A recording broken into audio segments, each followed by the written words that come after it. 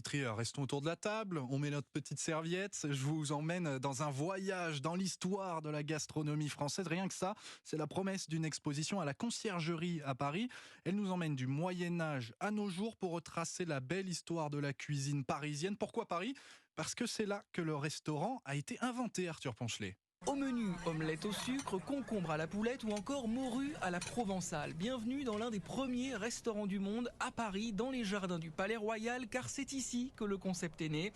Cécile Rive, administratrice de la Conciergerie. Le vrai changement qui s'opère à la fin du XVIIIe siècle, c'est vraiment d'aller à l'extérieur dans un lieu où d'abord il y a des critères d'hygiène et surtout un service personnalisé. Vous pouvez choisir ce que vous voulez manger sur une carte, ce qui est une nouveauté, parce qu'avant on vous imposait ce que vous deviez manger à prix fixe. Donc ça devient un vrai loisir. Un loisir qui se diversifie sans cesse avec ses bistrots, bouillons et cafés, le restaurant miroir de la société.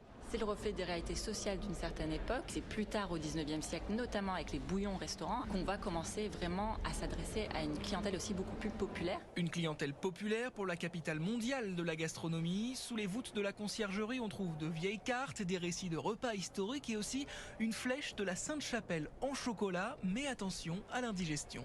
Le reportage d'Arthur Ponchelet pour Europe